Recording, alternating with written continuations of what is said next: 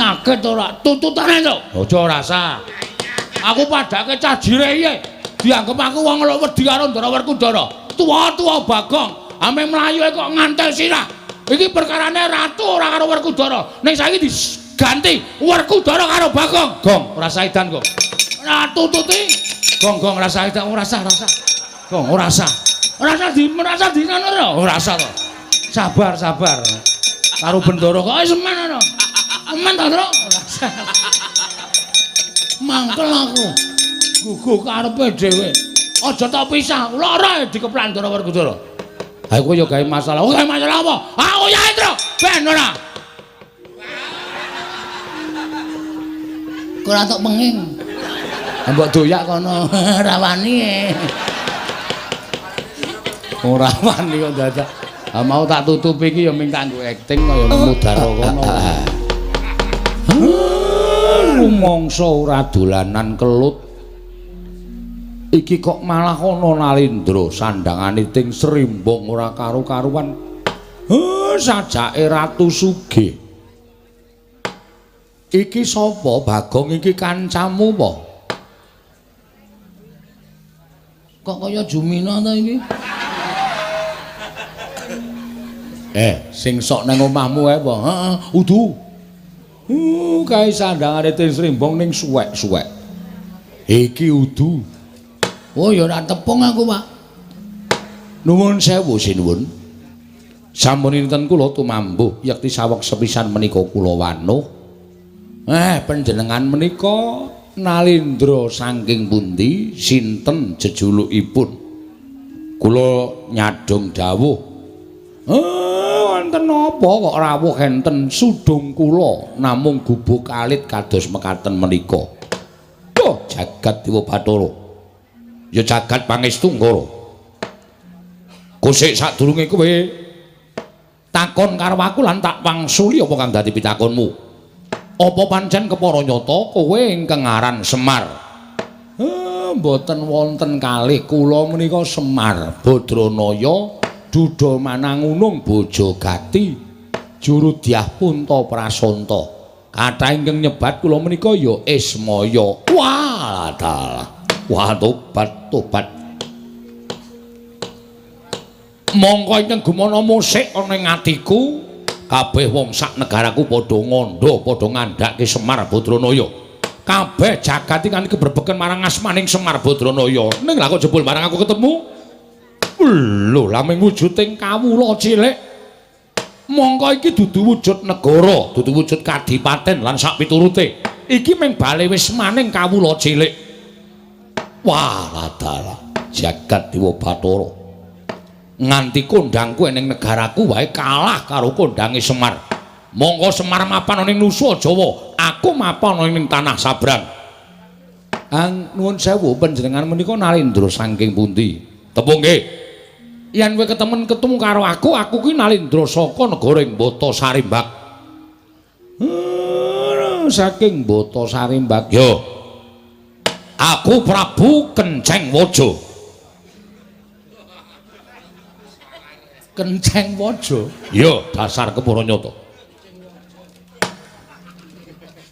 Kenceng manis apa kenceng? Bagong aja sembrono. Kenceng kok jenenge kok le medeni to, Pak? Uga ning nyebutake aku Nalindra Prabu Panggulan Jagat. Nek cara nggone dhewe nek kabotan jeneng ngene iki sok gerang-gering. Iki kok malah teges wae. Sinuwun Prabu Panggulan Jagat saking Bata Sarimbak dasar para nyata. Wigatosipun menapa? Rawuh wonten ing Karang Kadempel. Gusik, aku gumun karo kowe. Gumunipun ing atase kowe iki Semar Drajating Batur. Lah kok iki akeh piyayi-piyayi sandhangane ora panging sandhangan cara Nalindra, saora-orane cara satriya. Iki sapa Semar? Ingkang wonten wingking panjenengan menika Nalindra Ngamarta Prabu Puntadewa. Prabu Puntadewa? Inggih. Walah dalah edian. Prabu Puntadewa kowe nganti rawuh ana ing Karang Kadempel. Ora kok Semare sing tekan negara Ngamarta, Puntadewane sing rawuh mrene iki. Kowe iki wong elok apa piye? Mboten, kula namung kawula lumrah kemawon. Ingkang wonten wingkingipun menika Nalindra Ndarawati Prabu Sri Bathara Kresna. Walah edan tenan. Prabu Sri Bathara Kresna ki wong sak negaraku wis padha tepung kabeh. Nalindra kang paningal 1000 dasare titis Sang Hyang Bathara Wisnu. Rawuh mrene ora kok kowe sowan mrana. Niku pun biasa. Edan kekuatan apa? Lah ming rupane kaya ngono kok ratu-ratu do tekan kene. Ingkang wingking menika Prabu Baladewa. Prabu Baladewa, ratu saka negari Mandura. Walah dalek. Lah iku sing dhuwur demat yo. Niki Ndara kula Ndara Werkudara. Sapa? Ndara Werkudara. Ndara Werkudara. Raden Werkudara Bratasena. Nggih. Wah, iki. Aku kanugrahan. Aku iki kedhianan karo Raden Bratasena, satriya sekti kalintang jayaning perang bebasan tinatah mendhat jero menter tinumbak bengkung sinuduk putung. Ning negaraku Semar kowe tak kandhani. Kawulaku padha kedanan karo Raden Bratasena nganti omahe dipasang gambare Raden Bratasena. Wah, mergo saka kondange Raden Bratasena saka nggone digdaya kliwat saka ukuran menungsa lumrah. Mangke riyen to. Kawula sampeyan niku majang gambare ndara kula. Iya. Kok mboten majang gambar sampeyan? Mongko sampeyan niku sing dadi ratune kawula sampeyan, kok gambar sampeyan mboten dipajang napa mboten lara ati? Lho, lara ati nggo ngopo? Aku mbutuhke kawulaku kuwi biyen dek nalika aku golek swara. Saiki aku wis dadi arda majang celeng ya sakarepe. Arda majang Werkudara ya sakarepe. Sing penting suarane wis milih aku wis dadi ratu. Aku ngenyam kamukten. Aku dadi wong mukti kawibawa Cakrawati Mbau Denda ana ing negara ing Batasari, Mbak.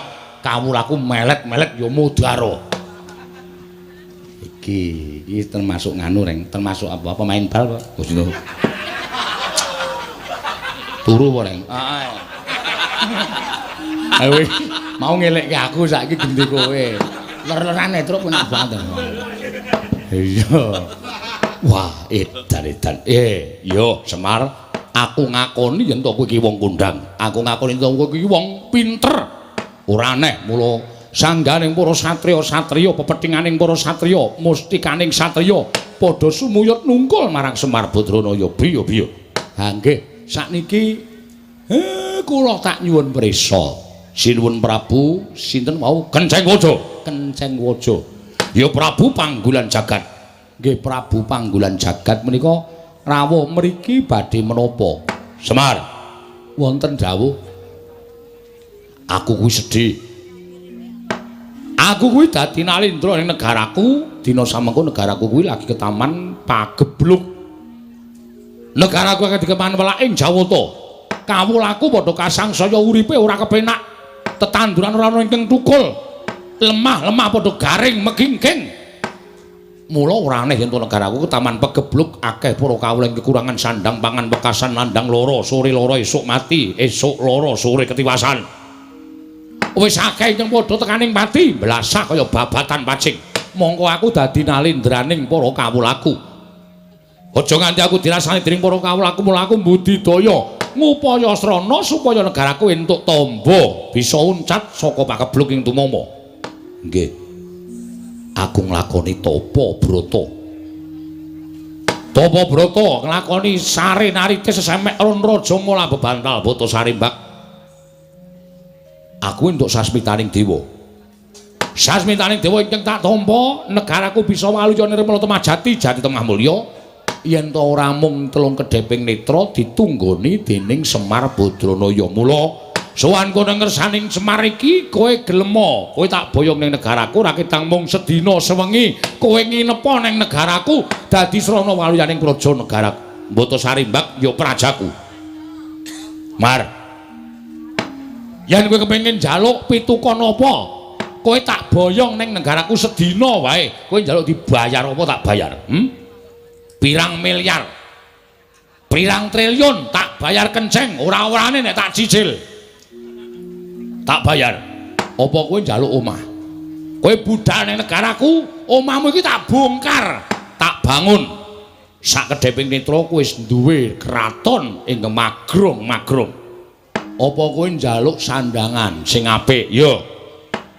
Jarikmu wis ora wangun dienggo. Ganti jarik sing prada Mas. Aja mung suwengan lombok abang, suweng inten sak kurungan jago nek ora kewer-kewer kupingmu.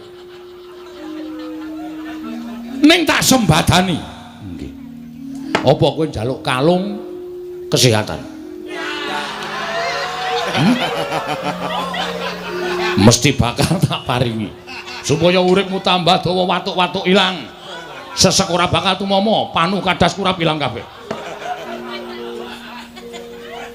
Kita iki ratu bekas bakul obat kita iki.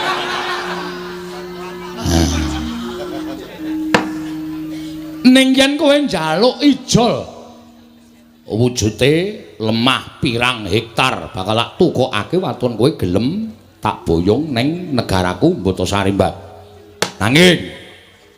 Nanging yen kowe ora gelem tak boyong ning negaraku ing Mbotasari Mbak, kowe tak ijoli dhuwit ora gelem, tak ijoli sandangan ora gelem, tak wenehi apa-apa ora gelem, tak gaweke omah ora gelem, kowe puguh ora gelem rawuh ning negara Mbotasari Mbak, tegese kowe bakal mentolo karo patine kawulaku. Yen nganti aku bali ning negaraku aku ora boyong kalawan kowe, bakal padha nyuraki karo aku disenggo aku ratu sing ora iso ngayomi marang para kawulaku. Mula tinimbang aku bali dadi sarta nglakoni sastra wirang, aku dadi wong sing dicacat dicedha dening para kawulaku.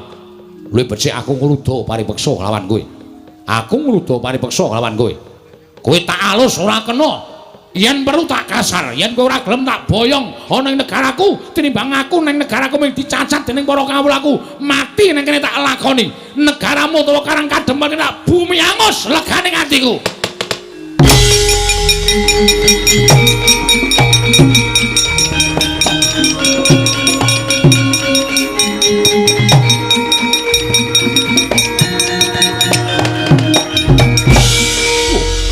Sowoy, aku ngucap bumi angus Karang Kadempel kok ana menungso matane gedene rajamak-jamak. Iki sapa iki? Lek nomripanmu gatena gobokmu. Putrane Ndara Werkudara Raden Antasena. Gondene cuweke cengele. Nilai sedela. Moh. Alah, Moh. Sapa iki? Iki dudu anake Ndara Werkudara, iki teleke Ndara Werkudara. Aku anake Semar, aku Bagong aku. Wah, Bagong. Wah, iki oke kawulaku ya sing tepung karo iki. Jarene wonge lucu. Ya lucu ya iso, kejem ya iso. Lho, lucu ya iso, kejem ya iso. Kaya sagedhakan iki aku aja tok anggap bergurau. Ata aja anggap sembrono. Ning kata-katamu sing kliwat saka ukuran, kowe arep mboyong karo Bapak Semar. Sapa jenengmu? Prabu sapa? Kenceng Gusi. Kenceng Waja. Kenceng Waja. Ora sak penakmu dhewe kowe ngrasani Karang Kadempel. Ora sak kepenakmu dhewe kowe arep meksa karo Bapak Semar. Tak omongi ya, ning tanah Jawa kene iki ukurane hukume wong nyilih kuwi disilihi, nek ora disilihi ya wis nampa. Hukume wong takon diwangsuli. Ngono lho. Dadi nek kowe arep boyong karo Semar, nek Semar nek gelem ya boyongan ora masalah. Nek Semar ora gelem aja pisan-pisan meksa karo Semar. Mergo kowe arep berhadapan karo Kapolsek Karang Kadempel.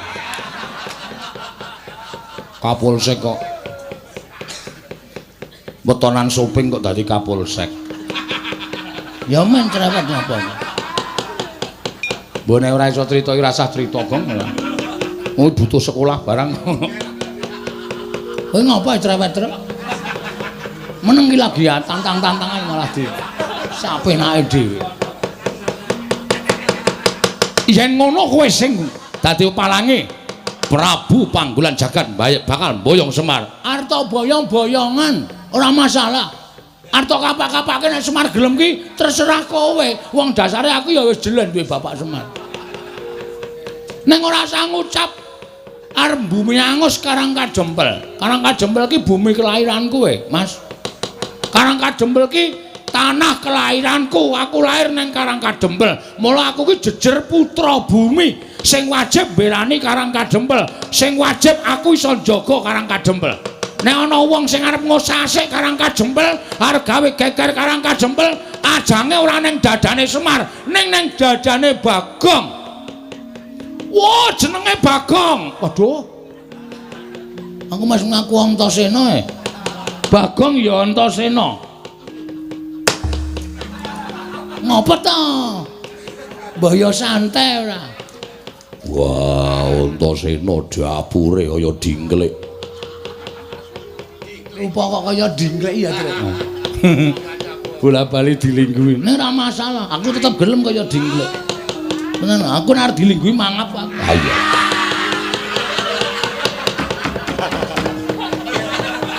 Mangap. Dadi kowe sing dadi pepalange Prabu Panggolan Jagad dasar kepara nyata. Arep nang kene iki akeh satriya akeh Nalendra.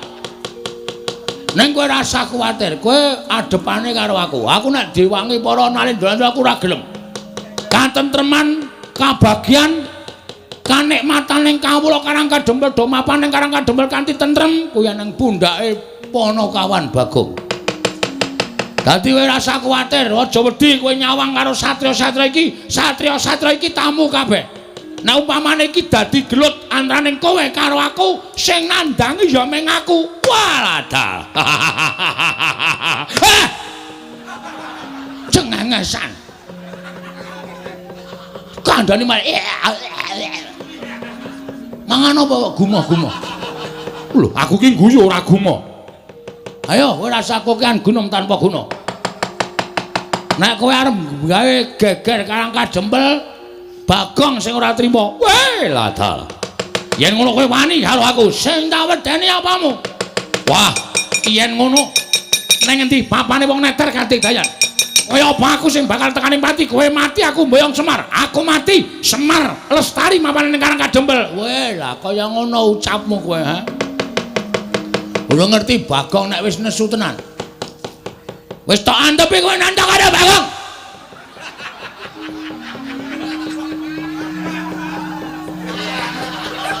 Lah Kresna guyu ngopo?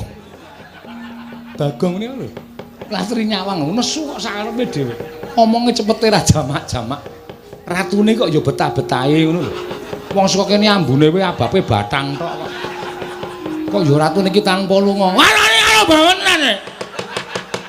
Arwani karo Panakawan Bagong. Aku wis ngentekke raja kaya kowe iki 6 akhir-akhir iki. Hah? Modar kabeh mungsuh Bagong.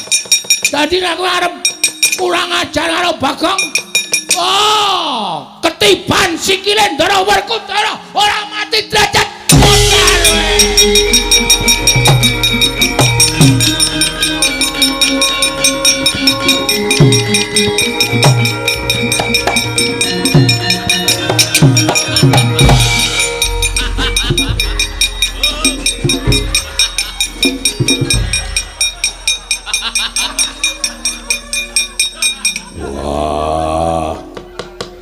Centelane apa? Ora ana iki ora tak gawe ning tenanan lho.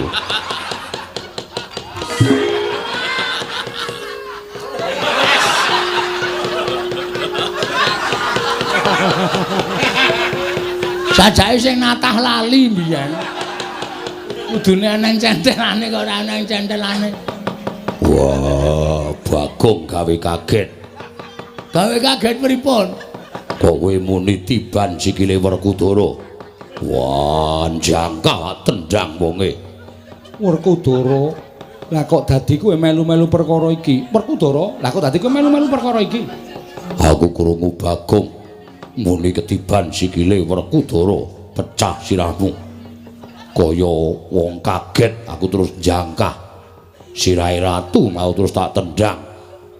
Wah, dudu salahku, salahe Bagong. Weh, kok salahku ngopo? Wong aku ora ngopo-ngopo kok. Aku rakon. Kula mboten akon sampeyan, kula mung muni ketiban sikile Ndara Werkudara pecah sirahmu. Aku terus jangka. Sing muni akon sapa? Aku ora mung ngomong to. Sampeyan niku sing kagetan. Wah, edan. Ora edan iki tenan. Ora ana wong Jawa kejaba aku Ndara niki mang tendang iku kalimat perintah. Berarti sampeyan kula kon. Nek kula muni ketiban sikile Ndara Werkudara, apa ana kalimat perintahe? Ora ana to? Wah, ampun rika ditandangi. Sing nantang ki kowe, sing nendang sapa? Sing nendang daramu Werkudara, sing nendang tanggung jawab. Aku kamen padu. Ora ngopo-ngopo. Pripun Den? wah, celeng. Kapusan karo Bagong. Lah wong niku kudu nganggo pikiran, kudu nganggo. Niku lek medhantang sing apik Ora iso. Wis ben nang kene wae.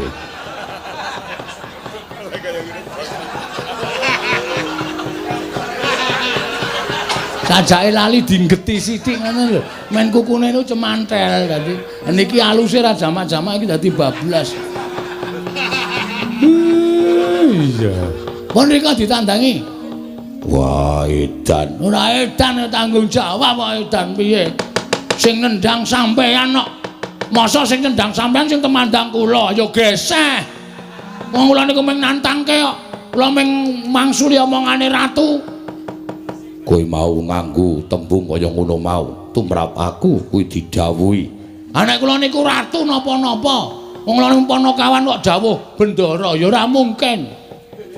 Wah, ning yo tak kira-kira bener Bagong. Bagong ki ora ana tembung akon karo Werkudara. Mesine Werkudara kudune tanggap karo ukarane Bagong, aja kok sakepenake dhewe.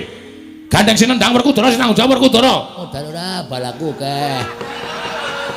Ayo, pripun? Werkudara? Iya. Bagong bener kok. Lah wong nyatane Bagong mau muni piye Bagong? Ketiban sikile Werkudara. Lho, kuwi ora ana ukara dawuh to. Ora ana ukara nyuwun tulung, ora ana ukara sing Bagong kuwi akon karo Werkudara. Ya mung kowe iki sing lagi kaget. Wah, leran. Bocah nular kok, Reng. Mau aku kowe terus saiki Ndara Werkudara. Nggih terus Ndara Janaka. Oh, apa-apa Bagong Petruk edan ora. Ampun sare. Ora Petruk. Ah kok gagap-gagap to. Mak teratap aku. Werkudara nek ora iso ngrampungi tegese siadi. Iso miwiti ning ora iso ngrampungi, iso nggelar ora iso nggulung. Aku moh yen to duwe kadang iso miwiti ning ora iso ngrampungi tegese ora tanggung jawab. Wah, edan.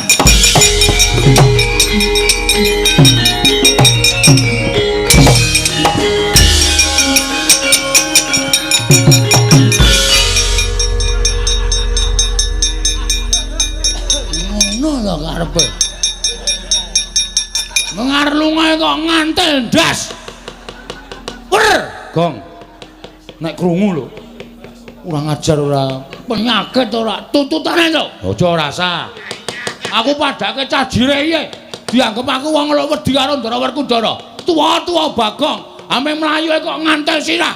Iki perkarane ratu ora karo Werkudara. Ning saiki diganti Werkudara karo Bagong. Gong, ora saidan kok. Ora tututi. Gong rasa itu rasa. Gong rasa. Rasa di ngono ora rasa to. Sabar. Karo Bendara kok semen ngono. Semen to, Tru? Rasa.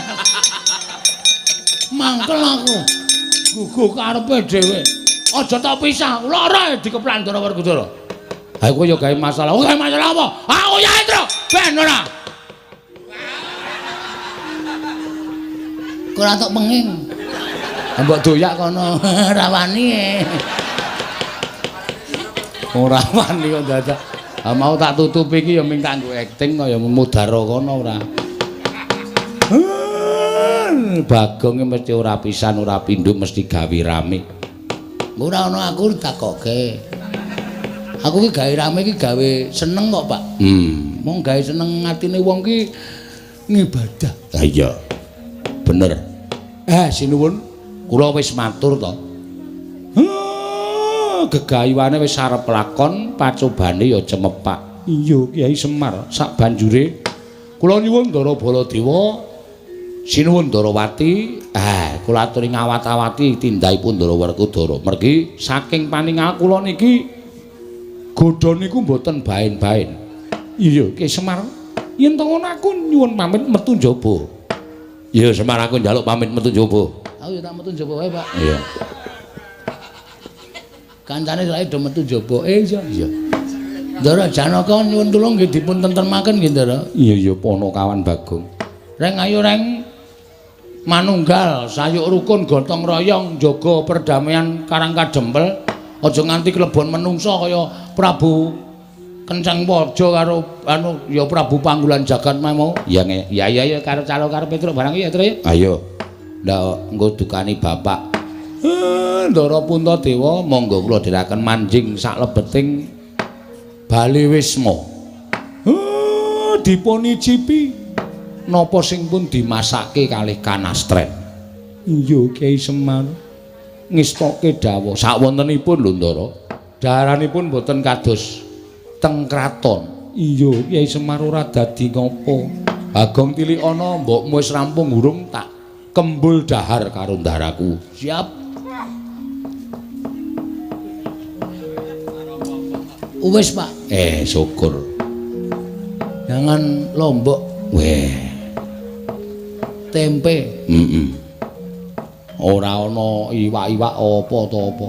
Ana siji pupu tak icipin tak, Pak. Akeh iki nggo aku lentuk gendurenan wingi sore. Tak nget Wis ana-anane karo krupuke mlempem dicokot wani. Iya. Wis ora apa-apa.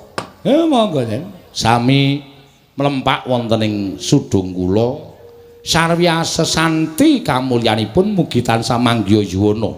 Iya, Kyai Semar.